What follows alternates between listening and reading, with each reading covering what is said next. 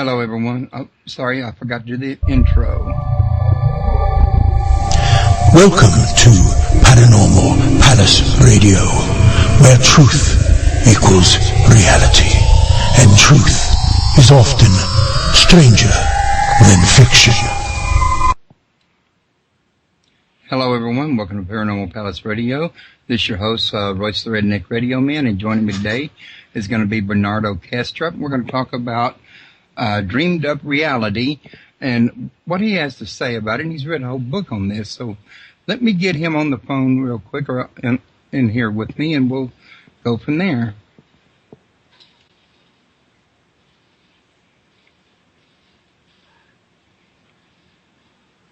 Hey there. Hello, Bernardo. Hey, Royce. How are you doing? I'm doing pretty good. I had a last-minute restart, lost my signal, didn't know if it was the computer or if it was my internet service provider, so I did a restart just hoping for the best. Let's hope it doesn't happen halfway through it. I know. You have to depend on other people for your signal.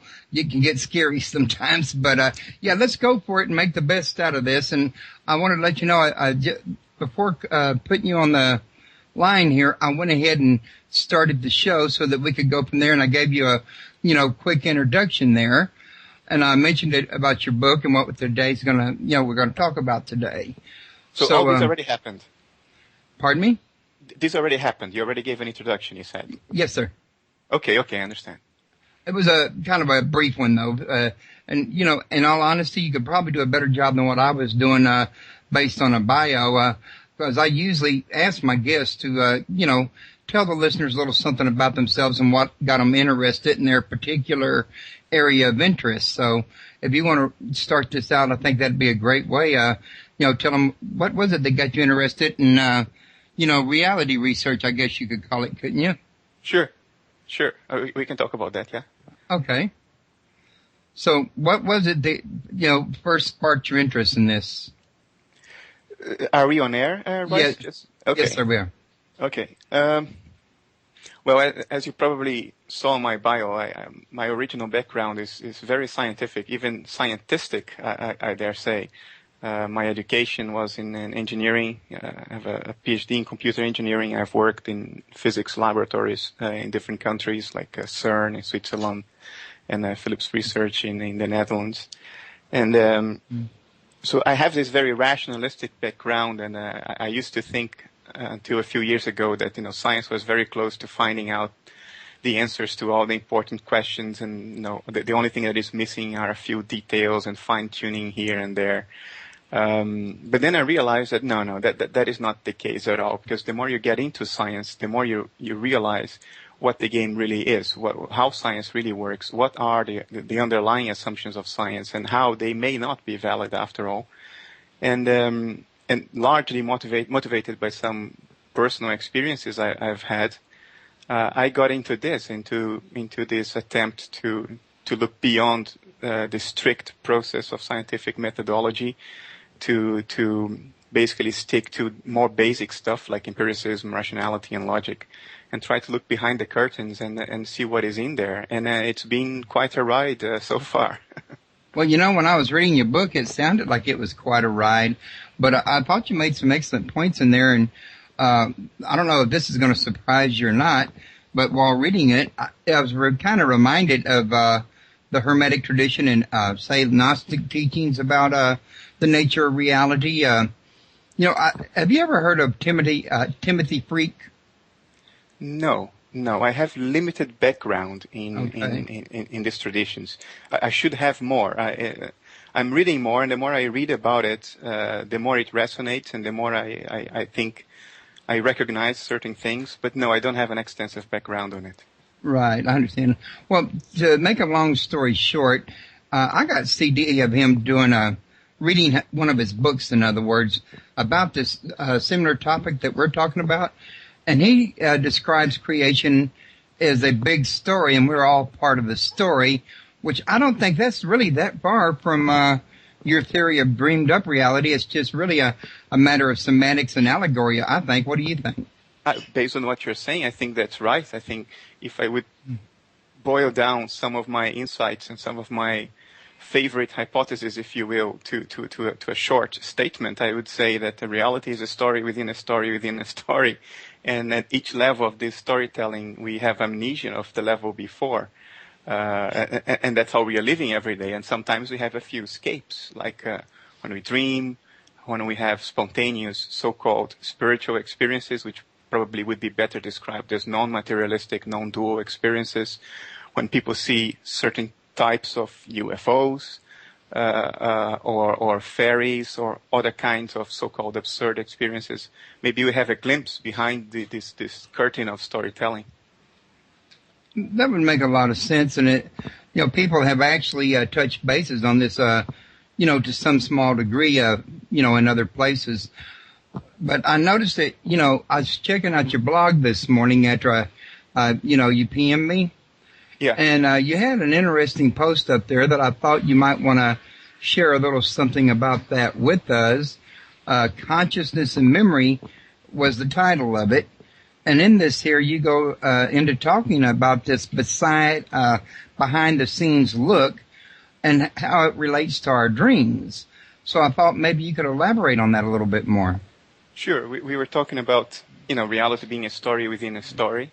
The question then is, why do we seem to only perceive one very stable, autonomous story, governed by stable and unchangeable laws of physics, separate from us and just out there? If there are other levels of storytelling, why don't we perceive them? And I think the point I try to raise in that article, the blog, by the way, is Bernardo Kastrop.com. It's the first article right there. Is that when we talk about a state of unconsciousness, for instance, if we are in deep sleep, or if we faint, or if we are under general anesthetics, all we can say about what happened during that state of apparent unconsciousness was that we can no longer remember whatever might have happened, whatever we might have experienced during that state of apparent unconsciousness. We cannot say that nothing happened, that we had no experience, that there was no storytelling, that there wasn't another level of storytelling reality during those states, because we simply don't remember them. We cannot make a statement beyond that. And it so happens that sometimes people do remember. Occasionally we do remember our dreams. We do know that teenagers the world over play that fainting game where they basically strangle themselves to go unconscious. And they do that because they experience something that is so fantastic that they want to keep on going back there again and again, in a highly risky and not advisable game, by the way, that nobody should do. There are safer ways to do this. Right. Or spiritual techniques like holotropic breathing, where you hyperventilate until you faint, until you go unconscious. And then you have a spiritual experience, while everybody else thinks that you're just lying there unconscious and not experiencing anything. These are glimpses maybe to other levels of storytelling that in our culture we associate to a lack of consciousness, while in fact it may be just a lack of memory formation, an impairment of memory formation, but not at all a lack of stories. Well, it's an interesting thing that not long ago I had a radio show host on as a guest. He's also an author, and he has a book out called Magic, Mysticism, and the Molecule. His name is Micah Hanks. His show is The Gradient Report. And he goes into a great deal of detail about the effects that some of the ancient shamans use to achieve this, like psychedelic drugs, like the mushrooms you mentioned in your article, and other methods like scrying or mirror gazing. He said that, according to his study, this has been something that shamans and people have been doing the world over for as long as time has been around, in other words. There's no doubt about that. I think that is pretty much well established in anthropology, in ethnography. To me, the main struggle was to give myself permission to accept that what's going on there may have some validity. Because in principle, if we just look at our scientific paradigm, consciousness is supposed to be generated by the raw matter of the brain. And if you have an experience because you subjected yourself to major physical stress or to the ingestion of psychoactive drugs, then those experiences are merely noise introduced into the system by a sort of self-inflicted dissociative process, if you will. In other words, they have no validity, no ontological validity at all, no reality in them. And so I first needed to frame for myself a hypothesis where that could have a validity, and that would be rational and consistent with the empirical observations we have accumulated over the past few hundred years. So the hypothesis that I found, and which I keep on elaborating on, although I'm not the author of this hypothesis, is that the nervous system, it doesn't generate perceptions. It doesn't generate cognitions, insights. What it does is to filter down perception. That's a hypothesis that is called mind at large. It was popularized by Aldous Huxley back in the 50s. Although he's not the author, the first person to talk about this was French philosopher Henri Bergson in the late 19th century. And then other people elaborated on this, like Charlie Broad and other people.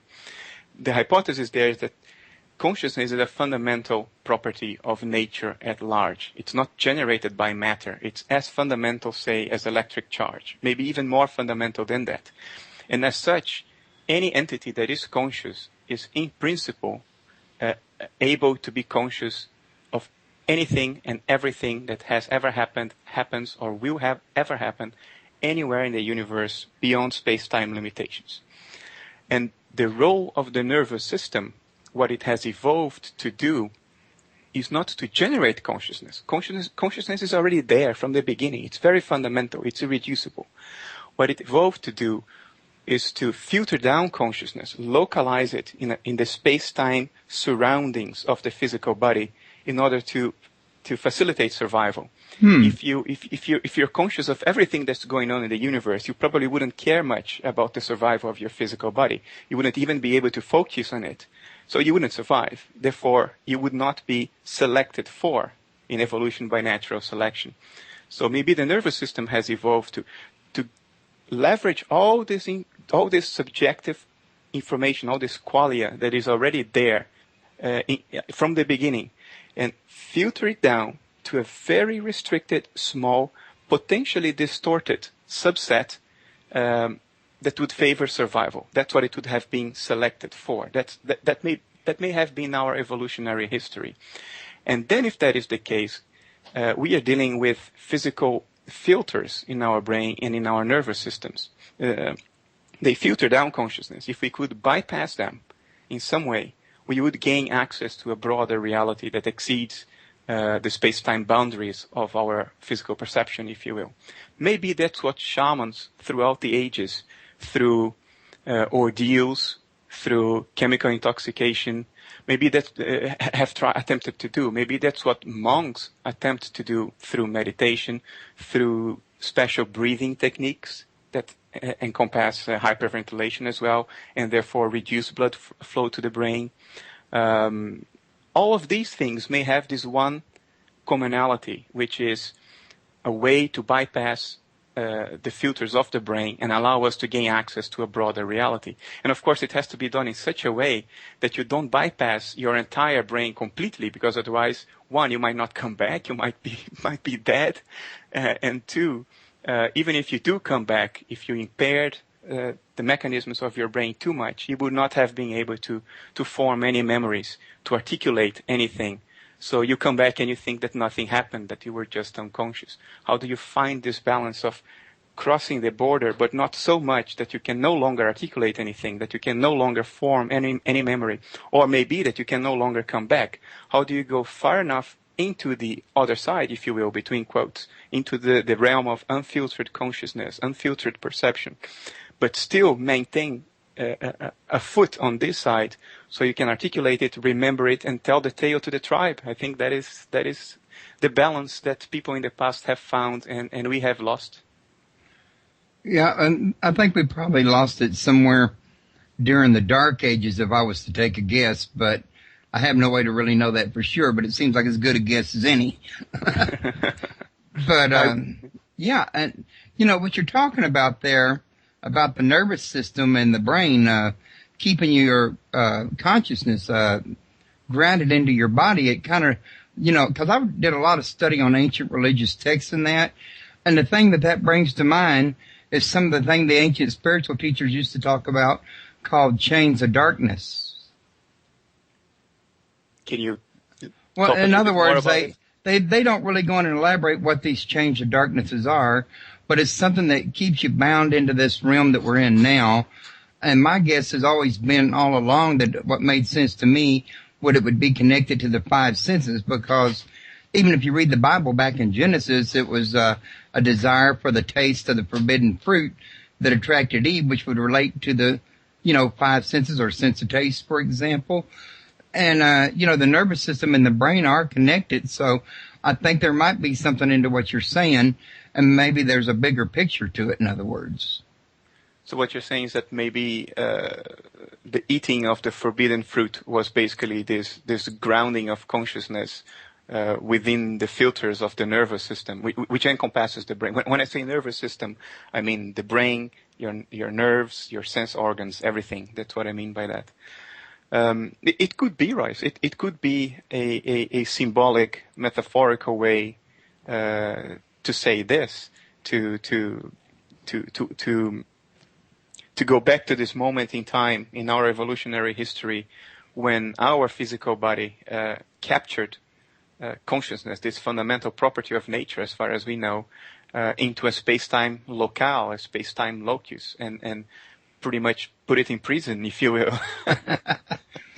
Well, yeah, and we seem to be stuck into it in a prison, at least during the term of our lifespan here. Now, one of the other things that you were talking about, and real quick, I don't want to forget to remind everybody, like you said a minute ago, your website's www.bernardokastrop.com. Your books can be found at Amazon, Barnes & Noble, or almost any major book reseller. And also, I have a link up on my site to your book where they can get it at Amazon. And I'm pretty sure you got links up at your site somewhere for it as well, don't you, Bernardo? Sure, they are there somewhere. Just got to make a few clicks to find the right one. But, yeah. What I was thinking about a minute ago when you were talking is about the memories and not having a memory of past lives or other levels, or as you would call it. It kind of reminds me of reincarnation. And, a lot of people say that they have actually experienced their past lives, and people that say that they can regress you through your past life through hypnosis, but it's all buried within your conscious or subconscious somewhere. So the way through it is somehow in a dream type of state, or an altered reality, in other words. There's lots to comment on. Lots of things came to my mind when I was listening to you. I'm personally fascinated by stories of past lives, although I have a reservation about it. I see past lives more as a metaphor than as something literal. And let me tell you why I think that. Whatever the broader reality is that we would perceive if our consciousness was not trapped and filtered down by our nervous system, whatever that is, I don't think it is necessarily bound by the same space and time constraints that we seem to live in. For all you know, space and time are creations of this filtering mechanism, survival-oriented creations of this filtering mechanism. So we can pace and stretch our experience in both time and space to make sense of things and react in a way that favors survival. If that is true, then our true mind, our true consciousness is not fundamentally subject to space and time.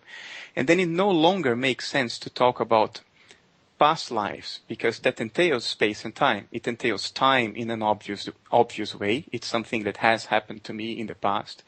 And it entails space as well, because it is my past life, not somebody else's past life. And I have a certain place in space, and somebody else has another place in space. So it entails space-time.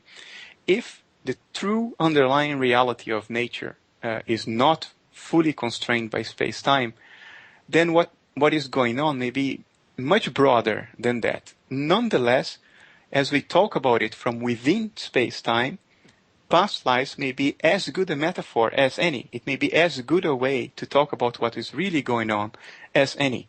Although you always have the question, if I remember a past life, am I just tapping into the collective unconscious of the species, a repository of all experiences of all humans, maybe of all conscious entities? Kind of like Edgar Casey's Akashic Records? Exactly. The Akashic Records, it's another name for what Carl Jung, the Swiss psychiatrist, called the collective unconscious.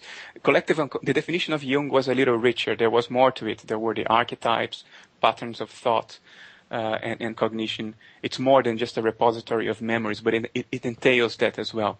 So are we just tapping into that and remembering a coherent experience that is as much ours as anybody else's?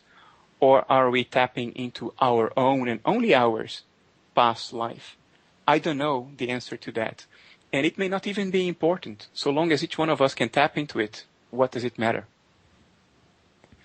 Well, it seems like, from my perspective, and God knows I don't have no degree in science or any other thing for that matter, but it seems like what would really be the important matter is the actual life you're presently in right now, since that's where you're doing your experiencing at. And there must be a reason for this, right? That's what I have struggled with myself. As I actually wrote a book on this. It's my first book, Rationalist Spirituality, where I try to discuss the great question of the meaning of existence from a grounded, rational perspective, which is, if this is happening, there must be a point to this. I do have a teleological tendency. I do have the tendency to think that there is a purpose. There is a telos to existence. There is a goal. It may not be a goal that is realized only at the end. Maybe this goal is being realized at every moment in time. Actually, this is what I tend to believe. But there must be a sense, a meaning to all this. So there must be a sense to this trapping of consciousness in a space-time locality. And I risk the hypothesis about this in my first book, which is that unless consciousness identifies itself with a certain foreground, with a certain identity separate from the rest, like I think I am me and I am not the other people I see. I'm not the things, the houses, the cars, the streets, the trees I see out there. Only through this separation between the foreground of experience and the background of the world out there, which you can only achieve through filtering consciousness, only through that, the very concept of information is possible. Because if consciousness is unbound, you do not have access to information, because information depends on a distinction, on a contrast, on something that is or is not, but its polar opposite is always there. Let me give you an example, maybe to try to make this a little bit easier to understand what I'm trying to say. Imagine that a baby is born in a very brightly lit white room with seamless walls, no doors, no windows, seamless ceiling, just pure bright white light 24 hours a day, and that baby has never seen anything else. That baby will be unable to conceive of the idea of white light. It will never know what white light is, because it will never have had the contrasting experience of darkness or of red or yellow or green. Only through experiencing a polar opposite of something do you really acquire the information of what that something is. This is not a spiritual thing. This is a very down-to-earth engineering thing. The entire field of information theory, which grounds communications, like the equipment we are using right now to talk to one another, all of this is derived from information theory, which started back in the 1940s. And it was based on this very concept, that the amount of information in a message, any message, a phone call, an IP package on the internet, anything, is determined by how many other things can be differentiated from it. That is the measure of information. So if nothing can be differentiated from it, there is no information. If consciousness is not bound, so it identifies itself to a foreground personality that is distinct from a background of experience, the background of the world out there, information is just not, there isn't a concept of information. So you cannot learn even about yourself. You cannot come up with ideas about who or what you are. And maybe that's the very telos, the very meaning of this trapping of consciousness in physical nervous systems. It's speculation, of course. Well, yeah, and there's a lot of speculation out there, and I think the only way to find out is to actually pass beyond. And if you were to remember something while you're on the other side, waiting to come back for another level or whatever would be happening, when you got back into the next level, you wouldn't remember it. And that sounds like kind of a vicious cycle, doesn't it? Pretty much. And I have some personal experience with the difficulty of remembering experiences that are non-materialist or non-dual. And my own pet theory about why this happens is that, to gain access to the backstage, to be able to look behind the curtain that is imposed by, the evolutionary pressures that built our nervous systems, to be able to look behind that, we have to bypass certain brain mechanisms, particularly the mechanisms that create the ego. But when we do that, we also may impair our ability to form memories. So it comes together. The more efficient maybe you are into going to the other side, the harder it is to remember or articulate anything, to bring anything back, to bring any fish back to the tribe after your nightly fishing expedition.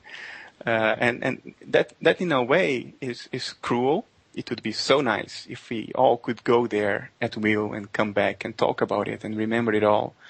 But at the same time, it might defeat the purpose of this whole game, of this whole story, because the illusion would disappear, right? We would remember, we would figure out, we would know who we really are, what's really going on.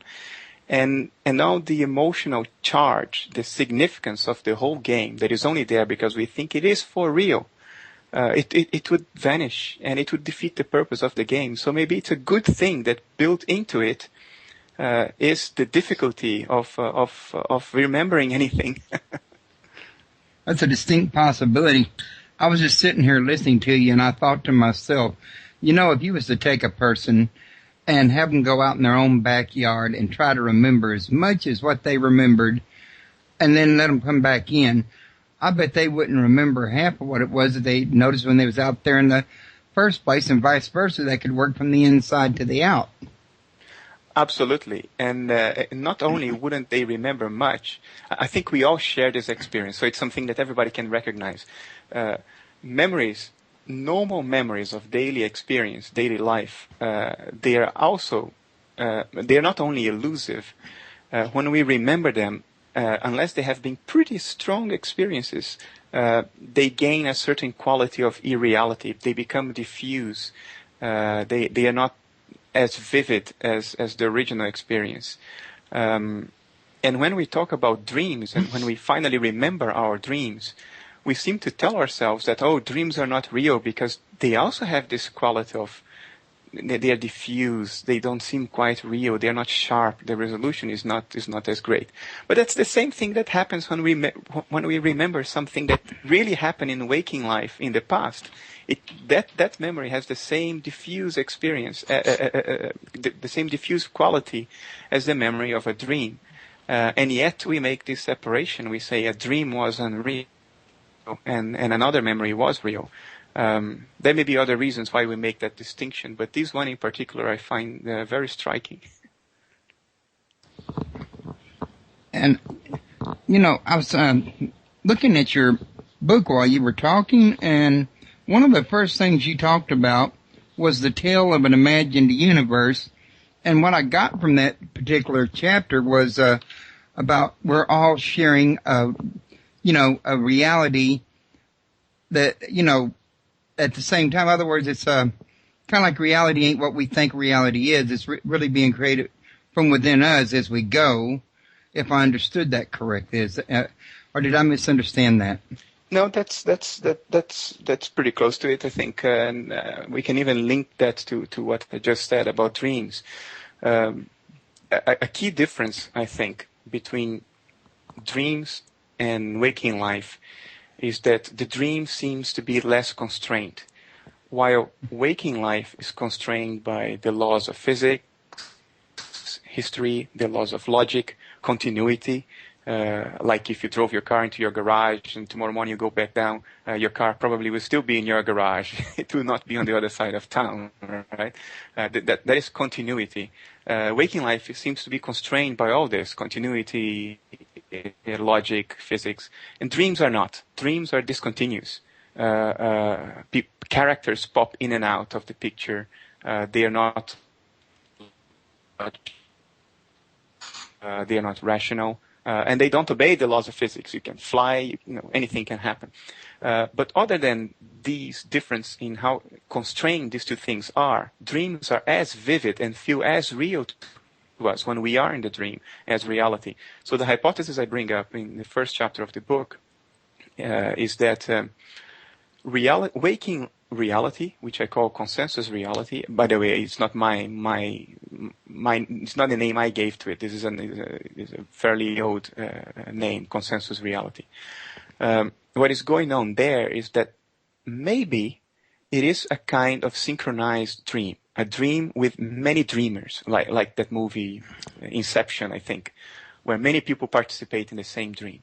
And because many people are dreaming, the resulting dream is the collaborative work of many minds. So no single mind can change the dream at will, because there is a lot of momentum to that emergent dream. And I use the word emergent in a technical sense. I don't need to explain what emergence is in philosophy and science, but for your listeners who know what I'm talking about, I do mean it in the technical sense. But our individual dreams at night, they do not have those constraints because they are our own. They are individual. So we can run the show at will. There are no constraints. In reality, these constraints emerge because it's a collective story built by many minds, if you will.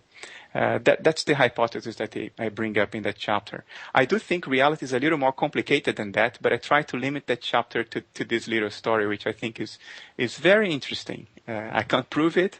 I am not even 100% convinced that this is what is really going on, but I find it very, very interesting. Well, I wouldn't feel too bad about not being able to prove it. Science hasn't been able to prove their end of it yet either, so none of the parties have, if you think about it. Well, actually, it is surprising how much leading edge science is not accessible by the public, because very recently, in 2007, in a paper published in Nature, I can even tell you the number, Nature number 446, I think April 2007 or spring 2007. An article was published by a team of Austrian physicists, the latest in a long series of articles on the subject of quantum entanglement, which basically proves that the idea that reality is independent of our minds, which in philosophy is called realism, the idea that the world would go merrily on even if nobody was looking at it, that idea is not sustainable. It is not true. That reality and mind, in other words, reality and our own subjective perception of reality are interwoven. They may be the same thing. They may be two different metaphors for the same thing. This has been all but proven scientifically, although nobody talks about it. It is quite surprising. And if science does prove that there isn't a world out there, really, that it is just a play of mind, all of it is not just an unfathomable play of mind, then there are so many things we have to explain. Like why physics seems to be so autonomous, so out of our control. How can that emerge out of a nature that is fundamentally a story in the mind? And maybe we get there even in science at some point. This is a period of transition, I think. That's really very interesting, and I wouldn't say it's beyond the plausible either.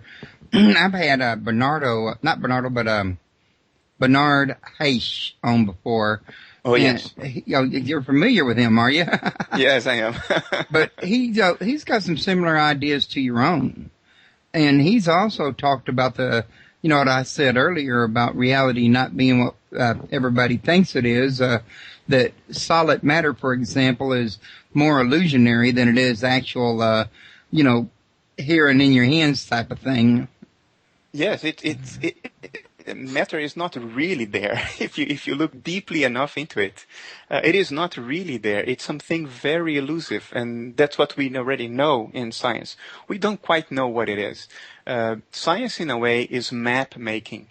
Science doesn't really access through direct experience the truths of existence. This is up to each one of us individually. What science does is to create models, to create stories, like maps are to a city. Science is about creating the maps, not about walking around in the city.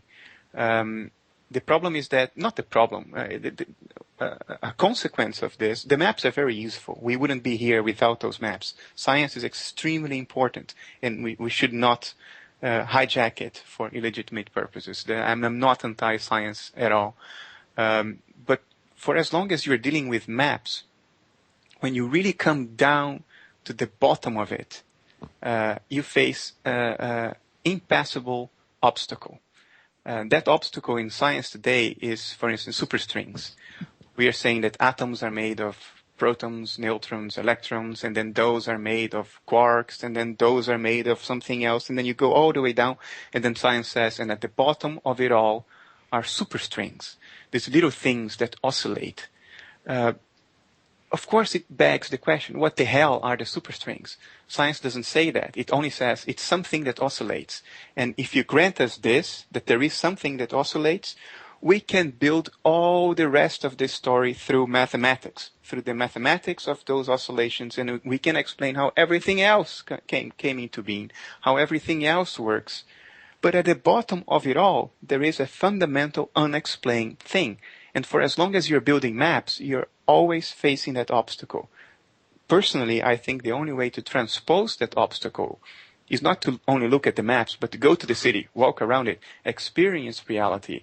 And there is no other way of doing it if reality is really interwoven with mind, other than to look into yourself, to look into your own mind. Try to bypass the filters in a safe and responsible way, and see to what conclusions you come. That may be much better than to hear all the stories that our culture has to tell. Religious stories, scientific stories, history itself as a story, cultural stories, and so on. Right. And, we were talking about the scientists, because your second chapter in this book is the insufficiency of science for uncovering the true nature of reality. And I was reading that. When I read the book, I read this book a week or so ago, but at any rate, the one thing that comes to my mind, because I've talked to other, people on my show about this, the fact that science is, they only want to look at the solid, mechanical, picture. They don't want to look beyond it, what's going on behind the scenes, because if they can't touch it, taste it, smell it, it doesn't seem to have realism to them, which I find to be unique, because they admit that somewhere down the line, what's solid is illusionary, but yet they don't want to look beyond. You know what I'm saying? Yeah. Science is based on a few fundamental tenets, a few fundamental assumptions, if you will. Thomas Kuhn, the philosopher of science, called this a paradigm, which is a set of subjective beliefs and values that is necessary for you to be able to do science at any point in time. He explains this very well in his book, what's the name? The Structure of Scientific Revolutions, published originally back in the 60s, I think. Last edition is from the 90s. Basically what he says is that you need this set of values, subjective beliefs, and assumptions. And the science you make is dependent on those beliefs and assumptions. So if you have different beliefs and assumptions, you will do different science. You come to different conclusions. And historically, science has changed very much, very fundamentally, once the paradigm changed. So you're always constrained to that. You always have to throw doubt into your conclusions based on the paradigm. Recently, and I mean by that the 20th century, the paradigm changed fundamentally in physics. The traditional Victorian materialism no longer holds any water since quantum mechanics. And That's true. Yeah, that has percolated throughout physics, but it didn't go further. The other sciences seem not to have incorporated that into their methodologies. Biology didn't really incorporate that. Computer science incorporated to some extent, although it's a technology, so it's more pragmatic, so long as it works, it's good. Computer scientists are not trying to discover ontology. They're trying to build something that works, that's all. But the other sciences didn't quite incorporate that. So as a result, we still live according to an old and a node paradigm that we already know is not quite valid, and it shapes pretty much the way we think about science. We still think about science as, for instance, a big assumption in science is that a result only has validity if there are multiple independent observations of the same phenomenon, so that there is enough statistics to say, well, that phenomenon is really out there. It is not a trick of the mind because one person observed the thing under certain circumstances and had an illusion or something. No, sufficient other people observed the same thing under similar circumstances. So what does that tell you? It tells you that reality is out there, independent of mind. Observations of the mind are unreliable, so you have to average them out by making sufficient independent observations, and that's your only way to get a reliable enough picture of this reality that is out there independent of those observations. Guess what? It's not like this. We already know reality is not really independent of observation. This whole paradigm is still throughout, most sciences, even physics, except quantum physics, particle physics, high energy physics, but in other parts of physics, solid state physics, maybe even to some extent astronomy, that still didn't percolate enough, and that's a pity. Yeah, that was something else that me and Bernardo discussed, amongst other guests, was the fact that before something actually exists in this dream, as we may want to call it, it has to actually be observed. If you think about it, there is no reality outside of observation. There is only abstractions outside of observation. If there is something that we are sure is real, but nobody has ever observed, it's a belief. It's a concept of the mind. If it is observed, then you can say, well, that is truly real to the extent that it exists in observation, the only carrier of reality.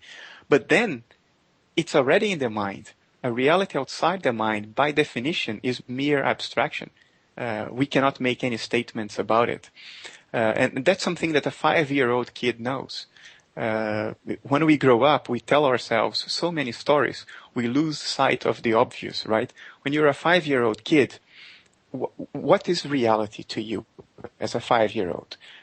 Reality is a set of moving images, perceptions, things in consciousness. That's what reality is.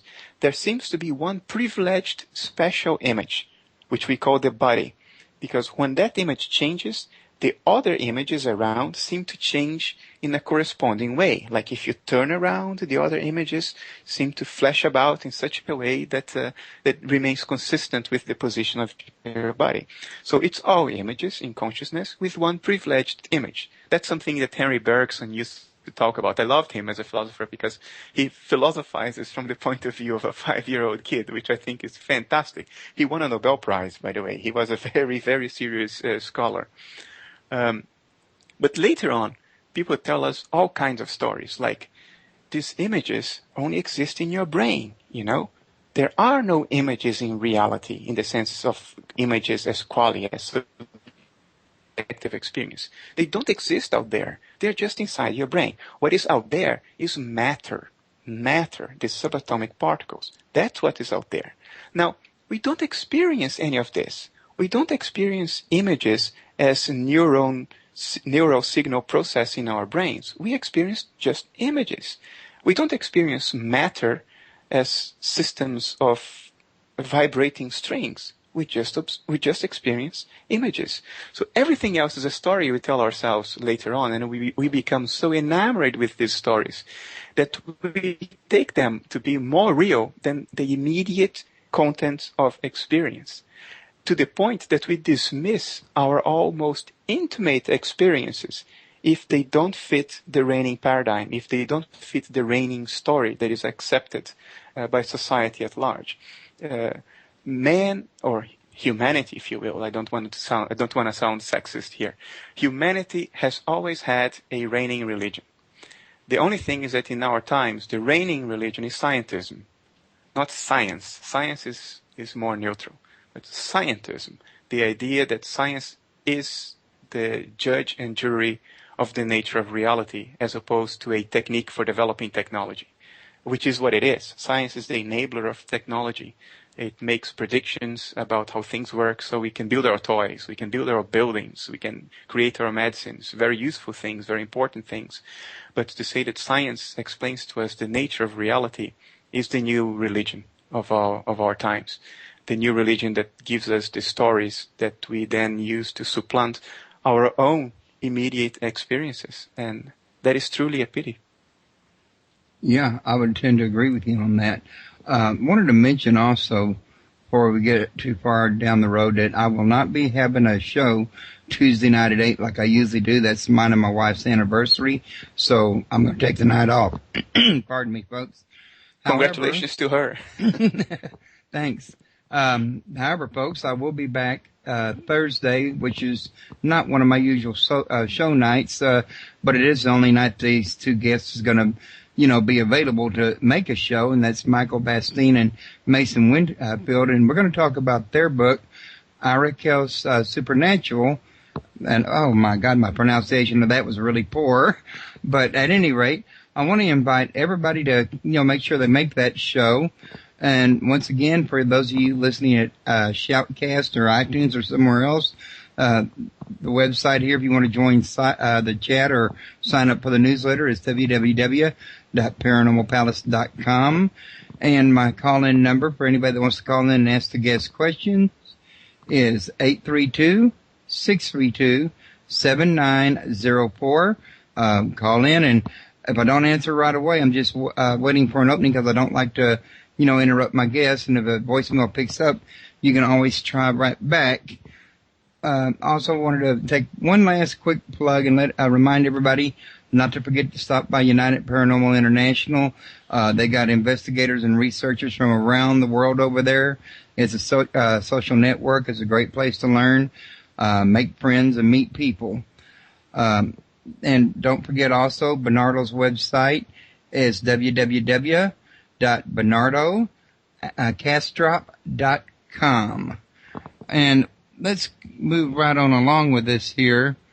Now, you and me have already talked about the field of the mind as a universal repository of nature, and I was just looking at some of these here in the contents, and I thought we could bring them up as we went. But you was talking about the technologies of mind exploration, and I think you kind of touched bases on that with the psychedelics or like mushrooms, and I mentioned scrying, but have you got any others that we may not have talked about?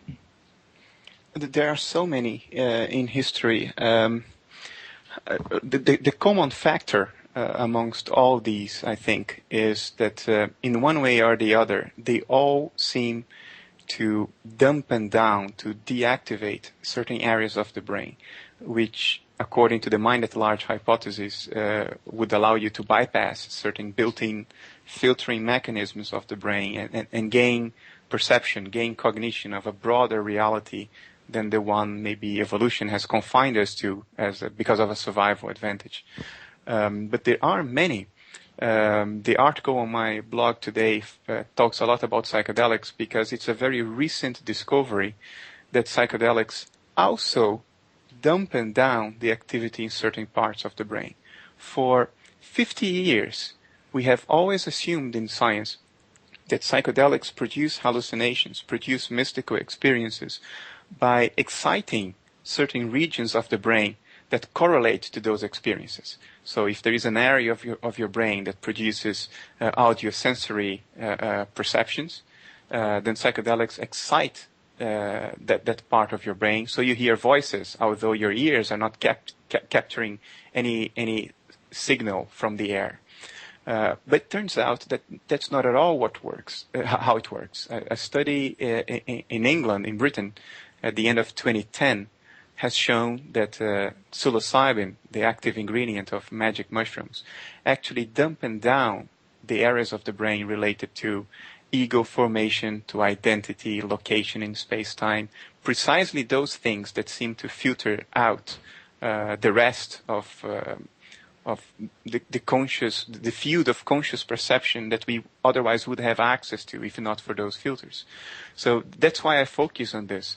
But there are other techniques that have been known for many years to have the same effect of bypassing certain mechanisms of the brain, or reducing the activity in certain areas of the brain, causing dissociation and things like this. For instance, certain breathing techniques that are common in yoga. Through breathing, you cause hyperventilation. The alkalinity level of your blood goes up. The blood vessels in your brain can't take it, so they just constrict, reducing the blood flow to your brain, dampening down the activity in certain key areas, and producing mystical experiences. Another example, there are so many mentioned in the book, it's hard even to choose which ones to talk about, but brain entrainment, for instance, which is a technique where you use certain audio-visual signals, goggles and headsets that produce rhythmic patterns of images and sounds that change the frequency in which your brain operates. And that also seems to have a dampening effect in certain areas of your brain that allow you to bring to awareness certain experiences, inner experiences, that are otherwise filtered out. And the list goes on and on. Psychedelics are just the latest to be found out to operate in that exact same way, which is very counterintuitive. Very counterintuitive. If you have any experience with psychedelics, they produce amazing perceptions, which one would associate to an excitation of brain function, not a dampening down of brain function. If the brain generates conscious perception, the brain should be excited if you're experiencing unfathomable things. But no, the brain is just being dampened down. And the more it's dampened down, the stronger the experience seems to be, which is counterintuitive for the paradigm, but not for the mind at large hypothesis. If the filters are being dampened down, of course the intensity of the experience will go up. Okay.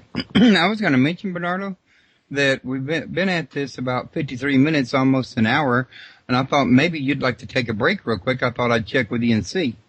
Sure. 5 minutes? Okay, we can do 5 minutes if you like. All right, I will take a bio break. I'll be back here in less than 5 minutes. Okay, then I'll be waiting for you. All right, cheers. Cheers.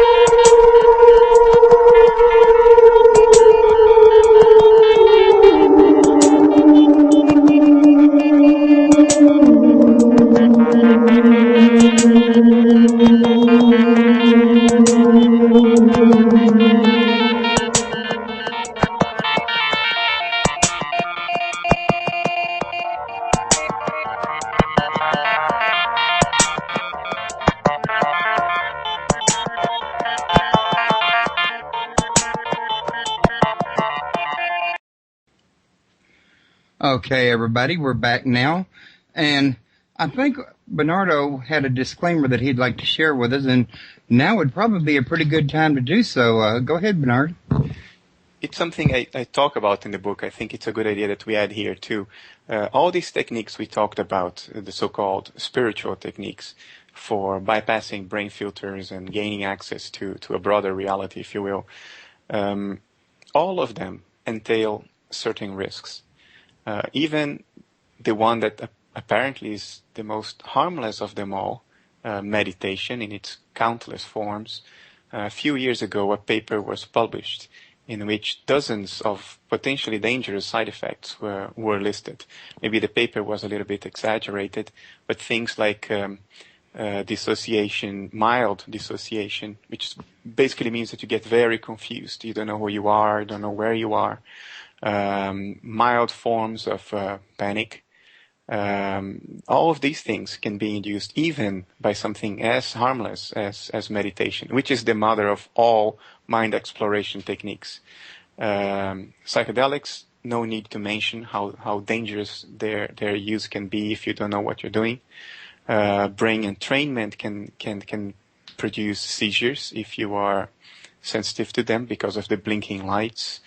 The list goes on, so nobody should do that lightheartedly. These are serious things. One should do a lot of homework and know what one is doing before that is attempted. And probably have somebody close by just in case. Oh, that is certainly the case at all times. Yes. Well, we were talking earlier about things not really existing until they're observed. One of the big questions that would come up for me out of that, though, is who observed the first point of creation, before the Big Bang? That is a mighty good question, isn't it? Goes back to the chicken and the egg, too, doesn't it? Yeah.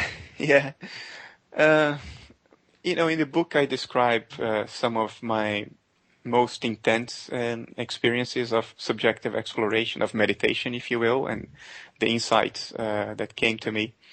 One thing I talk about is the non-duality of some of these experiences. In other words, the self-referential aspect of it, which is something that you can't bring back and articulate in a logically clear way. It is just an impression that is very real to you when you are in that experience, but you can't bring back, you can't articulate in a convincing way. It will sound contradictory if you attempt to do that. Carl Jung used to talk about it in his books, the non-dual character of the inner psyche, of the unconscious, if you will, the collective unconscious. He wrote extensively about it. He used to call the ego the petty mind that cannot survive a confrontation with a contradiction, which is a beautiful way to put it. So what you're bringing up, who observed the Big Bang? Who observed the beginning of existence? That seems contradictory because it's self-referential. You need to observe the creation of yourself, and that defies logic. The answer I would give to that, which has been the subject of a TEDx talk I gave last spring, is that we should look at our own logic. We think very logically. Logic entails certain assumptions about reality, that things should be either true or false, not both, not neither, either true or false. That's the principle of bivalence. There are many other assumed principles of logic that are taken for granted. In other words, they are self-evidently true. They require no proof. The problem is that it's quite a weak argument to say that something does not require proof. A Greek philosopher already, over a couple of thousand years ago, Agrippa, in his famous trilemma, he already made the point that you cannot use logic to defend the validity of logic. No more than you use the Bible to defend the Bible. For instance, that's a contradiction. So, there are many modern articulations of Agrippa's trilemma. By the way, this is not something that is outdated. On the contrary, it's more and more talked about. There is a view in philosophy today that certain true contradictions do exist. They are not quirks of the mind. They do exist. Contradiction is part of nature, a true part of nature. So what may be at fault when we ask these questions? Who created the beginning of everything? How could the creator have created itself? Or, maybe it's our logic that is at fault. Maybe our logic is an aspect of these filtering mechanisms of the brain. It constrains us to thinking linearly, to thinking bivalently, to thinking logically, if you will. But that may not be the whole story. That may be a subset of what is really going on, and we may need to transcend that subset if we are to make sense of the greatest questions of them all. And I think you just asked one. The question you raised is one of those greatest questions that are very difficult to answer from within the confines of this little story within a story within a story that we ordinarily experience. Interestingly enough, I actually read the Kabbalion, which is part of explaining the Hermetic traditions, and one of the things that they mentioned in there was everything is paradox, which is pretty similar to what you're saying here. And it makes sense if you stop and think about it. I mean, cold and hot could be considered a paradox without understanding their opposite ends of poles, for example. Yes, our ordinary mind, our ordinary point of view, if you will, is in what in psychology is called the point of view of the ego. The ego is an evolutionary construction. We as a living system, we stand a better chance of survival if we have desires and fears. Desire to eat, desire to mate, fear of predators, and so on. So the ego is a psychological construct favored by evolution that gives us those localized desires and fears, so we stand a better chance of surviving. Therefore, we were selected for.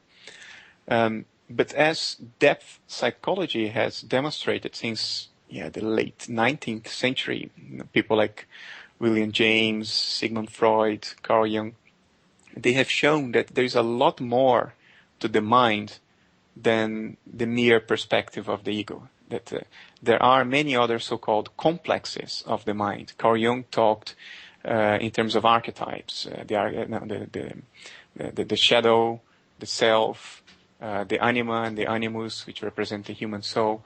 These are different points of view of our own psyche. They are us, but a part of us that we don't ordinarily identify with. And what Jung says is that some of these parts of ourselves, some of these archetypes, some of these points of view of our own psyche that we don't recognize in principle as our own in an ordinary state of consciousness, they do not think logically. They think in a contradictory way, which is nonetheless not invalid, according to Jung and other depth psychologists. It is a very valid way of thinking. It's a different way of thinking, but maybe even more powerful than logic because it's broader. It is less constrained. And from the point of view of these normally unconscious complexes of the psyche, paradox is not a problem at all. It's a part of nature. It's a part of existence. And sometimes we can assume that perspective. We can assume that point of view very fleetingly.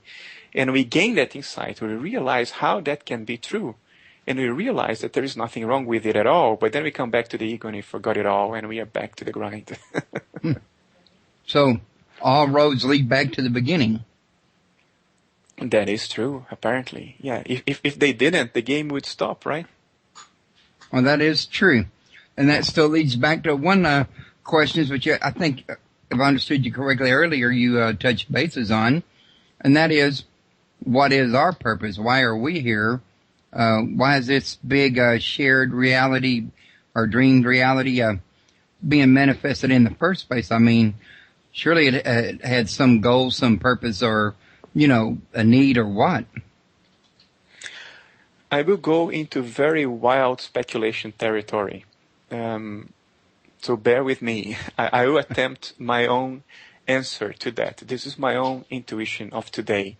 My intuition may be different tomorrow. It certainly was different yesterday. I know that. I have no reason to believe that I'm right about it today and will be wrong about it tomorrow. So bear with me on this. I think what might be going on in terms of a purpose, a meaning, a telos to this all, is that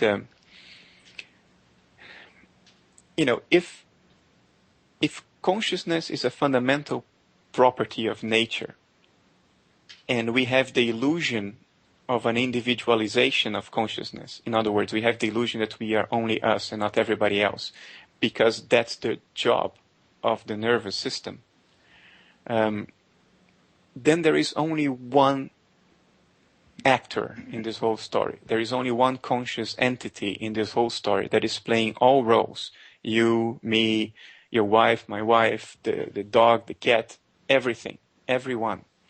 And when it is playing these different roles, it has amnesia. It forgets what it truly is. It identifies itself with that particular nervous system, that particular body, that particular location in space-time, because there is an evolutionary advantage to that. Now, if there is only one actor, then maybe the goal of this whole game is that actor trying to find out what it is. I would certainly have that question. I would ask myself this. If I didn't have a mirror that I could look at and see what I am, if I didn't have other people around me that interact with me and give me feedback and therefore allow me to build a model of what I am, if I don't have any of it, if there is nothing in the world but me, no mirrors, no other people, nothing outside of me to give me any clue, any hint of what I am, what do I look like, what is it that I am, then I would try to find a way, try to find a trick to give me that mirror, to give me that interaction, to try to figure out what is it that I am, what is going on, what am I? And maybe the whole of existence is that trick, is that game, is that that way for this one actor to pretend that it's not a one actor, that it's multiple, to create a mirror, to create other people, to give itself feedback, and to forget what it really is, because otherwise the whole game wouldn't work. It wouldn't make sense. It would see through it. And I use the word "it" in capital in a very respectful way. Your listeners will understand that I'm talking about what most people would call God. And I talk about it in a very respectful way. I'm not the first one to use the word "it" for it. The first person to do that was a theologist. I forgot his name. Alan Watts was the first one. He was a Christian theologist. And he was the first one to use the word "it", also in a very respectful way. And in that way, I used that same word. So I think this might be what is going on. It is It's a great show, a great theater in which this one actor loses itself in an attempt to figure out what it is. And in the process, he gets to also experience things that he may not have experienced any other way. I think all of it consists of experiences that it couldn't have experienced in any other way. All of it. Well, That's my intuition, at least.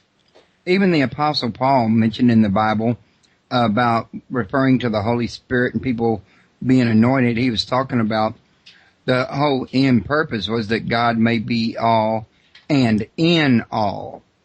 In other words, be all of creation, yet at the same time be inside of his creation, which could sound paradoxical. But then, too, where do you find the words to describe something like that without being paradoxical? You can't, because we are immersed in a constrained part of the game. From within that constrained subset of the game, it is impossible to describe in a complete, robust, and accurate way the whole game. By definition, we are locked up in a room of a mansion. From that room, we cannot devise and describe the whole mansion. We are fundamentally locked into it. The best we can do is to understand that we are locked in a room and that there is something else going on. That's the best we can do. That has been done in mathematics by Kurt Gödel. He could show from within the constraints of mathematical logic that mathematical logic was fundamentally limited, that there were truths that were not accessible from within mathematical logic. So he could prove that, but he could not describe what those other truths were. I think in science we have the same limitation as far as ontology, as far as the nature of reality. I think we will get to a point that we will be able to prove that there is a lot more going on than we can measure. But we will not be able to describe in objective terms what is it that is beyond science. Only through our own direct experience, our own direct exploration of mind, maybe we can gain some access to that. That's what I think. Well, the thought occurs to me that if we did figure it out, or God, well, I don't see how we could figure it out without God figuring it out, without, once everything's been revealed, wouldn't the game really need to end because what's left, what's new? That's my intuition too, that if we figured it all out, if we remembered everything, the game is a game of amnesia. If we remembered everything, I think reality would just dissolve into a mist. We would see through this and the whole thing would just end. If it didn't end yet, it's because whatever its goal is hasn't been achieved yet. And even when I say this, I sort of beat myself in the head, because when I say that the goal hasn't been achieved yet, that's a very time-dependent statement. It suggests that the goal will be achieved in the future, while time itself may be a kind of illusion. But we have no other way of talking about it and make sense, right? We are limited. Linear. So we are linear and limited. We have to stick to our precarious metaphors. And I think that personally what I try to do is not to say something that is literally true, because I think that is impossible, but to try to convey some hints that help people build a certain truth in their own minds that I myself didn't say, nobody said. They build it themselves based on suggestions and hints coming from others. I think that's as good as it can get. I don't want to sound pessimistic here, but that's my intuition. Well, while I'm listening to you, and again, this is theoretical. Just about all we've been talking about, I think, could probably be considered theoretical. However, theorizing can be a lot of fun, if you ask me. But listening to you, you said earlier about how this here not being able to remember was helpful to evolution. Maybe therein lies part of the purpose is as long as we can't remember, we'll keep experimenting, trying to learn. And as we try to learn, we create, and it keeps the ball rolling until it can't roll no more. Yeah. Yeah, I think this may very well be what's going on. I think, we as a species, we seem to have an inherent need to find closure, to find a final explanation for everything that has happened, everything that is going on, and everything that might happen. Only if we do that does the ego feel that it can make sense of whatever pain and suffering we have had, whatever crazy and illogical and stupid things have happened to us in our lives. So we need that closure. Especially when tragedy strikes, we need to understand why. What was the point? What was the sense of that? So we are always in this search for a causally closed explanation. In other words, an explanation that explains everything that has happened, that gives a cause and a sense and a meaning to everything that happens. Yet this may not be possible. As I grow older, I'm still a young guy, but as I grow less young, Royce, there you go. I accept more and more that this final closure is not possible. And if it were possible, the game would end. The veil of Maya, as the Hindus call it, would just lift, and who knows what would be reality then? Or would have to start a whole entire new game just to learn more and to evolve more. Which is what Alan Watts used to say. That's exactly what he used to say. He had this wonderful metaphor that if you are God, if you're almighty, you're all powerful, and you can do anything and experience anything, this is a metaphor, by the way, a very respectable metaphor. He told. He doesn't mean this literally, but it's a very nice story. He said if you could do all that, you would grow bored very soon. And if there was a button in your almighty control panel written "surprise," after no time at all, you'd grow so bored that's the button you'd press. And here we are. That was his story. That this is the result of God having pressed the surprise button, having got lost in its own creation, and forgotten who it is, what it is. And that's interesting. I agreed with this guy, and I've never met him to this day. So what he said is that after all this would happen, then eventually, because it's impossible for things to develop in any other way, eventually God would find itself again. In other words, we would all remember what's really going on. And then it would press that button once again, and the whole thing would start all over. The interesting thing is, for years, I've been saying that, asking people to just imagine that they were God, and they were just floating along throughout creation, if there even was a creation, or through an abysmal infinity or whatever it was. And this went on long enough. You would think that God would have to become bored, and, experiencing something through his creation would make a lot of sense to break the boredom, which is the same thing you're saying that guy said, maybe with slightly different words. Yeah. There is a danger in this Hindu idea that in essence we are God, because the risk I do think this is true in a subtle way, but the danger in this is that when we say we tend to understand the point of view of the ego. Now, the ego is not God. I don't think the ego is God at all. The ego is just a person. It's just me talking to you right now, or you talking to me right now, or our listeners. These are all the points of view of the ego. That's what we ordinarily experience by far most of our time. So the ego is not God. So what the Hindus mean, to use terms from depth psychology, is that the innermost part of our psyche, our true inner selves, ultimately, that is a manifestation of the divine consciousness, the one consciousness that truly exists. But it's not the ego. It's not one separate, split apart complex of that consciousness, a limited, infinitely limited subset of that consciousness, which is what the ego is. So the danger of this is that we get ego inflation, that we think, I'm well justified to be the dictator of the world because after all I am God. That's a delusion. That's pathological. Somebody kind of like the chosen people. Yeah, well, yeah, I believe if you believe that your ego is God and therefore you're justified to be the ruler of the world, you need therapy. But yet there are religions based on divine rights, which kind of says that very same thing, which I don't really buy into it. I don't think that God sat there and said, "You're my special people. You can go dictate to the rest of the world." But Yeah, that is in some religious beliefs, nonetheless, whether I agree with them or not. You know what I mean? I do.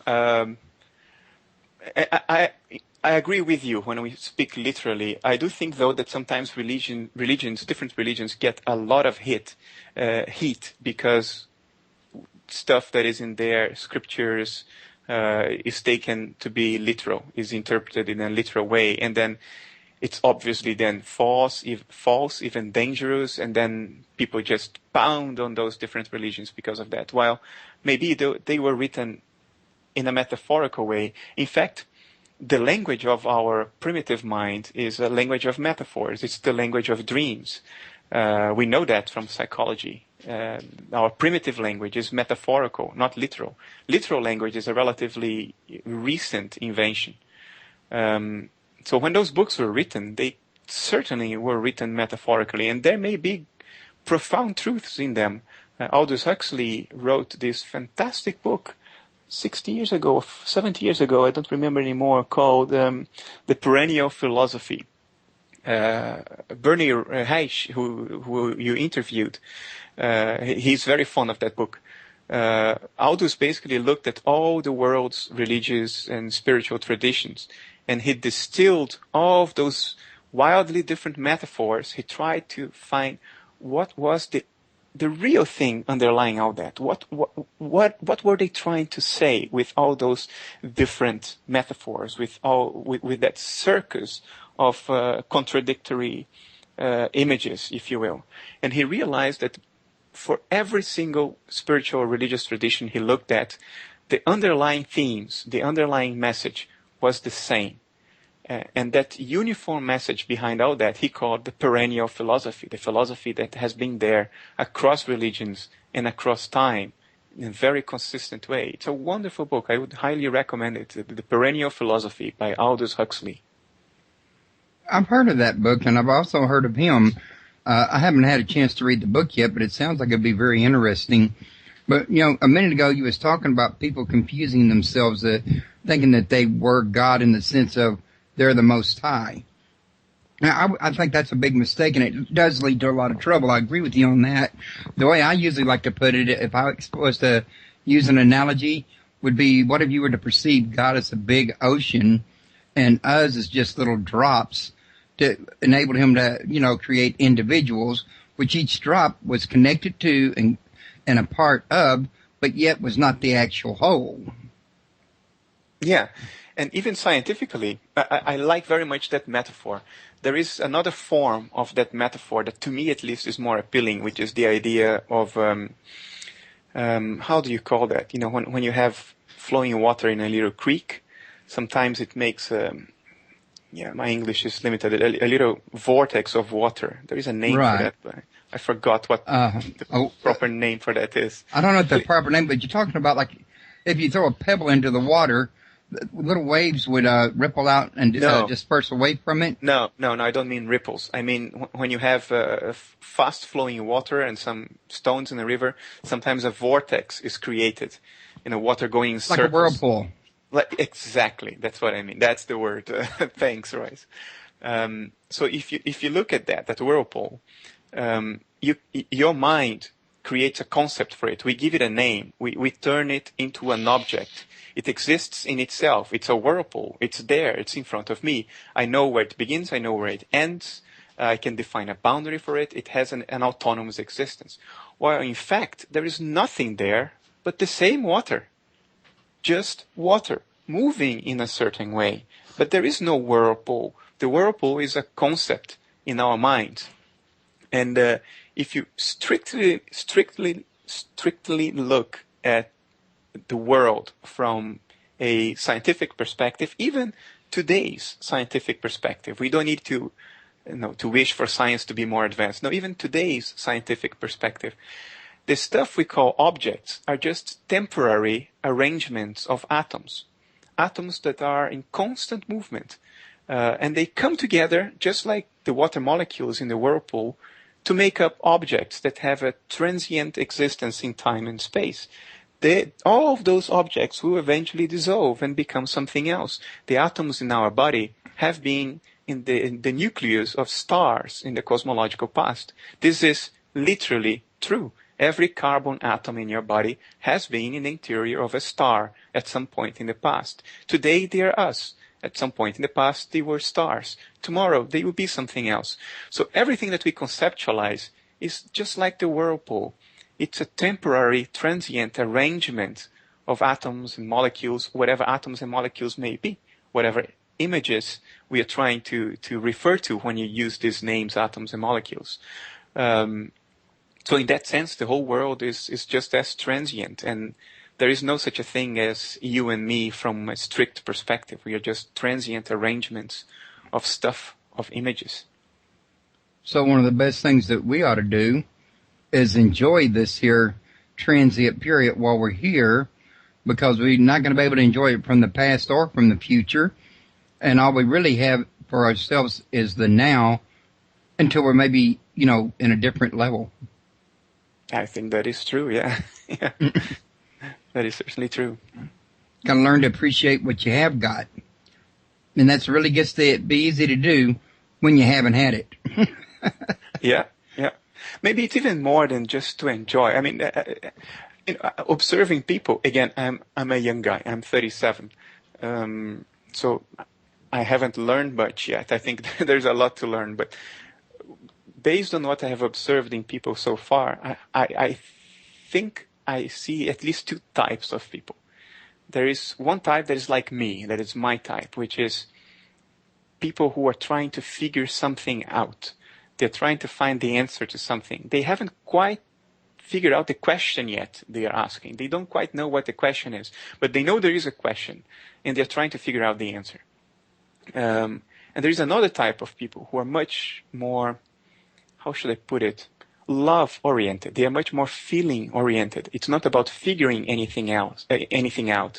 It's about feeling things in an intense, meaningful way, whether it's sorrow or love, happiness or sadness, feeling. That's what they're trying to have in their lives.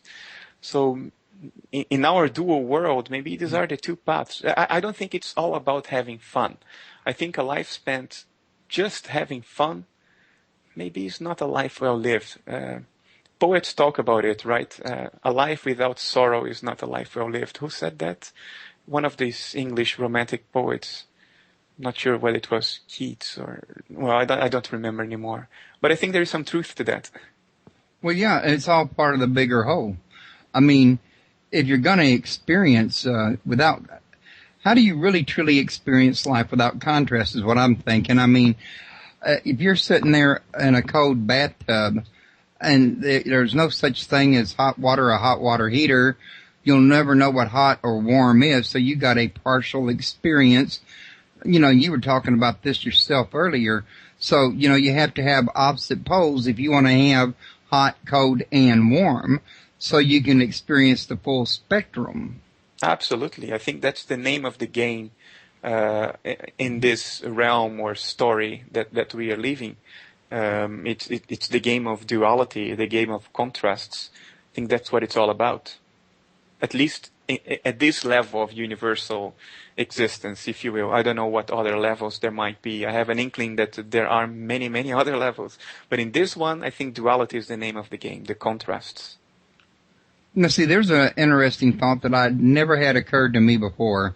And I've had a lot of thoughts occur during my studies of ancient religions, ancient myths, Egypt and things like this. You read a lot online. You see a lot on TV. But I never really had the concept come to me before that the next level or next life, some people might want to call it, could really be such a totally drastically different animal that you may not even recognize it from this one. I don't think we can describe all truths through language. Our language reflects the limitations of the realm of experience we are immersed in. There are built-in limitations to language. For instance, our language captures the notion of subject and object. I went to that town. I am the subject. That town is the object. That is built into language. So to describe anything in language, we need this separation between object and subject. That's only one example. There are many other examples of things that are built into language and which make it powerful to describe things in our ordinary reality, but make it fundamentally limited to describe anything in any other level of perception that one might gain access to through meditation, for instance. So no, I don't think anybody ever said that language can describe everything. And whatever cannot be described in language cannot be communicated, cannot be talked about. So we are in a very fundamental way, we are very isolated from one another when it comes to things that cannot be described in language. We just cannot talk to each other about it. We have to experience it all in our own and hope that we maintain our psychological stability, not to consider ourselves nuts. Yeah, it's very interesting because I've actually read on different websites that symbolism was the tool that the ancients used to try to describe what language could not describe. That is very powerful indeed. I'm not an expert in that at all. I'm an expert in very few things, and even then I'm not a very good expert. But I have a little statue in my desk, the desk where I'm sitting right now. It's the dancing Shiva statue. It's very, very common in Southeast Asia, and it's a Hindu symbol, and they describe the universe we perceive. They describe it metaphorically as the dance of Shiva. It is interesting because dance is one of the few art forms in which the artwork cannot be separated from the artist. You know, it's not like a painting. You put something on a canvas and then you have the painting and the artist is somewhere else. No. In dance, the art and the artists are one. So the Hindus call the universe the dance of Shiva, basically implying that Shiva is the universe. And there is this little statue here of Shiva dancing with his forearms in a certain position and in a circle around it with rays coming out. And it is a powerful symbol in a way that I cannot pin down. I cannot explain or make sense of with my rationality. But I do believe that there is power to certain symbols that transcend the power of language, yes. And from psychology, we know that. Jung has written extensively about mandalas, for instance, which I also discuss in my book, in Dreamed Up Reality, because I have seen those in certain subjective states of meditation. I have seen those symbols in a very concrete way. So there is something about symbols. We know it from psychology. I don't know exactly where that comes from, but they speak a language that appeals to part of the psyche that are not very rational. I was also going to mention the fact, because I don't want you to get out of here before we cover this part of the book, is the part where you had those images. Actually, toward the end, I think you also had some computer language down here too, but you were like the computer code part. That's what part I was looking into. That you wrote down in the book for people that, might want to check this out. Now, do I understand correctly that this would be kind of like a binary model of reality if it was run through a computer, or did I misunderstand that? Well, I am not that ambitious, Royce. I didn't try to model reality. I don't think the whole of physics with all its resources can really do it in any complete way. What I tried to do was to capture my own insights from different meditative experiences, capture that in a coherent way. And because I am a computer scientist, my language is computers. I'm familiar with it. I'm fluent in it, if you will. So I put together a little computer model, but it's a model of my insights, about nature. It's not intended to be a model of nature. It's certainly not that. I just try to bring my insights together in a coherent framework that would allow me to derive the implications of those insights in a very strict, rigorous way, as opposed to just talking about it. That's what I attempted in that chapter. Okay. It so turns out that some of the things that were simulated, some of the results of those simulations were consistent with observations, and that was a bit of a surprise and a very curious one. Ideas like entropy, for instance, or how the organization of life seems to contradict entropy to some extent. All of that seems to emerge from those little toy models in the last chapter of the book. I find that quite curious. I think it's worthwhile having a look at that. I find it very unique. There was also another part that you did with the blocks, white blocks and black blocks. Would you like to, kind of explain that for my listeners? Yeah, that's basically what we call a cellular automaton model. It's one way to model phenomena by means of cells in a computer grid. The cells are allowed to have two colors, black or white, which you could construe as dead or alive. And we define some rules for how these cells behave with respect to themselves and their neighbors. And then we set the system loose to run according to those rules, and we see what happens. These systems have been used to model life, for instance. Cellular automata systems have been used to model the dynamics of life, the dynamics of animal populations, ecosystems, and so on. And in my case, I was trying to model this dichotomy between entropy and order, chaos and organization, by using this model with black and white cells and seeing whether they would form patterns, black and white patterns that make sense, or whether they would descend into total chaos and disorganization, like a detuned television set in which you just see, chaotic dots of black and white. And as you can see in the book, some of the images that emerged were quite striking. And I had a lot of fun with that. It looks like you did. Earlier, you mentioned that you about writing something in your first book, which indicates to me you got more than one book, because until I talked to you, I had no idea of how many books you had. So can you tell me how many books you have got out there? I've written 3 books. They sort of, you don't need to read any of the other 2 to understand any single one of those books. But they form a whole, if you will. They are kind of trilogy. 2 of them are already published. That is Rationalist Spirituality, published in January this year, and Dreamed Up Reality, published in July. And the third one is called Meaning in Absurdity, and it will be published in January of next year.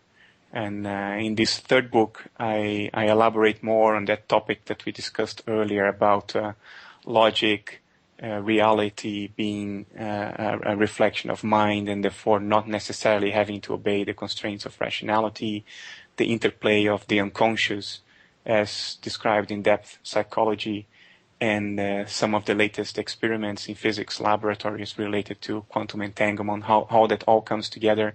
And then I go on a limb and I try to suggest, not an explanation, that's too ambitious a word, but some hypothesis for how to interpret absurd phenomena in the light of the framework that I discuss in the book. Phenomena like UFO sightings, alien abductions, visions and fantasies, psychedelic experiences, and so forth. Okay. Basically trying to address what role does absurdity have in reality. Is it purely an illusion, or does it have ontological validity? That's the third book. It's coming up in January. I imagine I'll be back in touch with you in January to see if you want to come back and talk about it. Sure thing. We can set up already an appointment. But also, I'd like to give you a chance to tell my listeners about any other events you might have coming up in the near future. I don't tour. I have a full-time job. Writing books for me is my passion, but it's not something I'm full-time dedicated to. So I'm basically giving radio interviews, writing articles, but I'm not touring. The talks I give are very limited. I've given a talk recently in a TEDx event. If there is a large event that I'm invited to, I usually go. But I don't. I'm not really touring, so I'm sorry about that. Oh no, that's okay. Also, coming up November the 11th, this one coming up now, 2011. I was going to let all the listeners remind them real quick that in Los Angeles there's going to be an event called the Alchemy Event 11-11-11, which is supposed to have a lot of people there. Talking about UFOs, spirituality, anything in the supernatural considered realm is going to be discussed at this event. It's going to have a whole lot of speakers, in other words.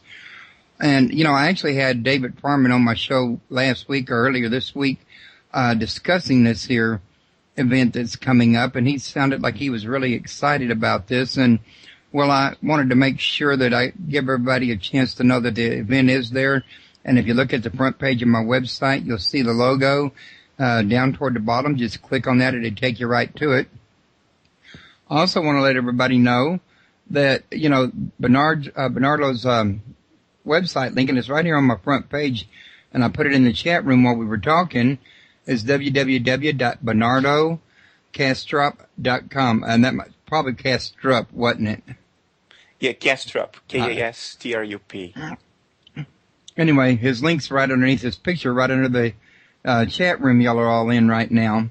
Now, I was going to let everybody also know that later on tonight or tomorrow, I'll be taking this interview off the front page and moving it to the archives to make room for my next show coming up. But his picture, this actual interview, all his bio info, and the link to his book will all be right there in the archive, easy for y'all to find. And, feel free to share it with everybody. You like my show, it's a pretty good guess that other people will too.